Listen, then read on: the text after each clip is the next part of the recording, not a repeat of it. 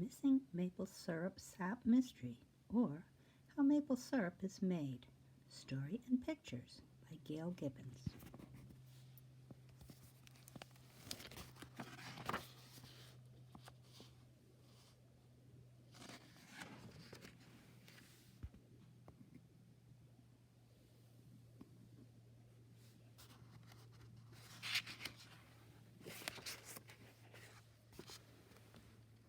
Chapter 1. Where's our sap? Mr. and Mrs. Mapleworth and their horse Max lived where winters were very long and cold. One morning, after a hard winter, Mr. Mapleworth remarked that the days had been getting warmer, even though the nights were still frosty. Spring was coming. It was maple sugaring time, and they were happy. Off they went to their grove of maple trees. Mr. Mapleworth busied himself screwing a hole into each of the maple trees. He then tapped a spout into each hole. Mrs. Mapleworth whistled a tune as she hung a bucket from the hook below each spout.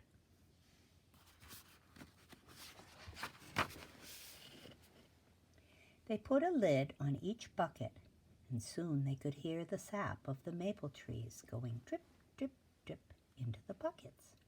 "We should have lots of maple syrup sap by the morning," Mrs. Mapleworth said, rubbing her tummy as they went trudging home. During the night it was cold and snowy.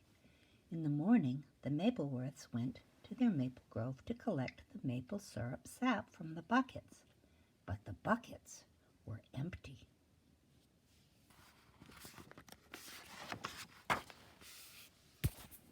"Where is our maple syrup sap?" Mr. Mapleworth said.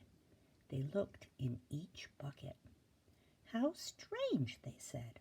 "All our buckets are empty. Where's our sap?" "We hung our buckets the same way we always have.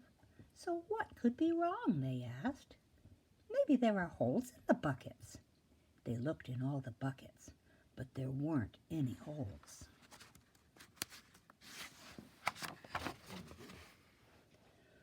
"Why are all the lids on the ground?" Mrs. Mapleworth asked. "Something is fishy," Mr. Mapleworth said.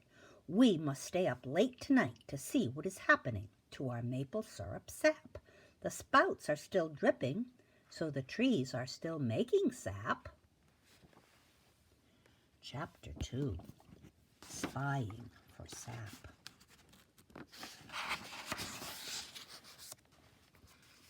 That evening, Mr. and Mrs. Mapleworth sat under a tall tree in the maple grove with snacks, a blanket, and a lantern. "We must be quiet as a mouse and stay awake to listen for sounds," Mr. Mapleworth said. They snuggled together to stay warm. Both of them were very nervous. Even so, after eating their snacks, the Mapleworths became sleepy and their eyes closed.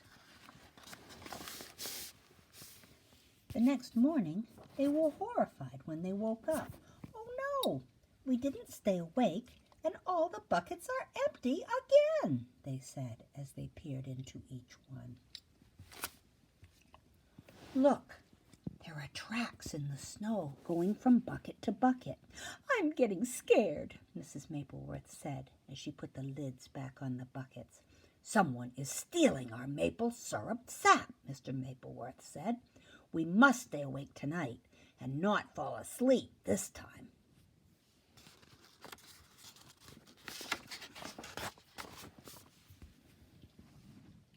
That night they camped out in the maple grove again. It seemed so dark and cold. They quietly ate their snacks and listened for strange noises. "I don't like this at all," Mrs. Mapleworth said. "I'm scared." "Shh," Mr. Mapleworth said. When the moon was bright and full, a sound came from the far side of the grove. "Did you hear that?" Mr. Mapleworth asked. "Yes, I did," Mrs. Mapleworth answered. "I'm really scared."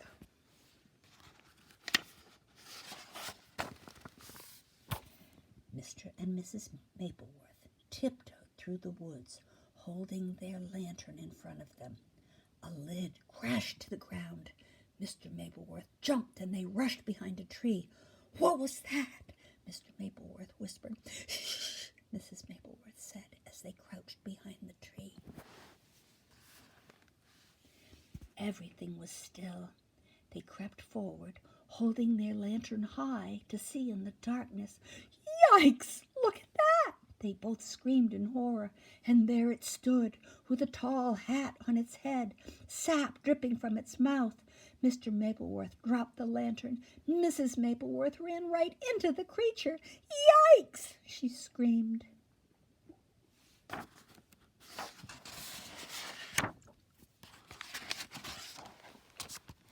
Mr. Mapleworth, shaking all over, picked up the lantern and held it high. "Oh, no, it's Max!" they cried. There stood Max, with a sap bucket on his head and sap dripping from his mouth. "You rascal," Mr. Mapleworth said. "We shall chase you all the way back to the barn." Chapter 3. Max Helps Out. "Naughty Max," Mr. Mapleworth said, "I made a mistake. I forgot to put you in the far pasture for the spring, and you've been drinking our maple sap. Shame on you," Mrs. Mapleworth said. Poor Max looked glum, for he had been found out. "Well, Max, we'll have no more trouble from you," said Mr. Mapleworth. Mr. and Mrs. Mapleworth replaced each lid. Then they took Max to the far pasture for the night. That night they all slept very well.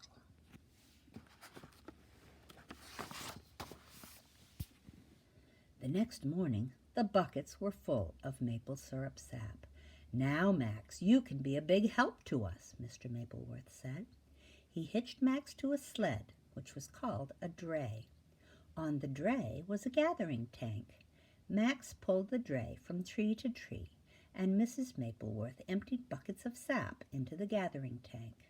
When the tank was full, Max pulled the dray back to the sugar house.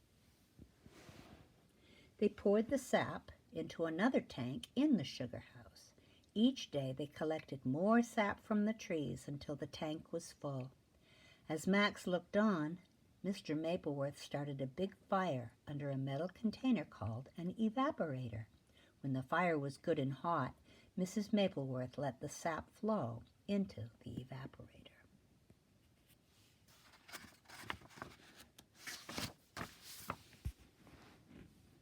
When the sap had boiled for a long time, it turned into maple syrup. Mrs. Mapleworth turned a spout on to pour the maple syrup into metal containers. "Oh, good! We now have enough maple syrup for a spring celebration," Mrs. Mapleworth said. Chapter 4. A Party.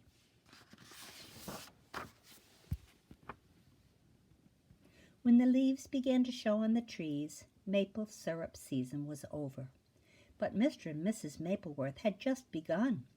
Mrs. Mapleworth made stacks and stacks of pancakes, and they poured oodles of maple syrup on top. How yummy they tasted. They heated maple syrup in a pan and brought it outside. Mrs. Mapleworth smoothed a patch of snow with her hands and poured the syrup on top. It became very thick and stringy. "Here, Max, have some sugar on snow," they said, and they had some too.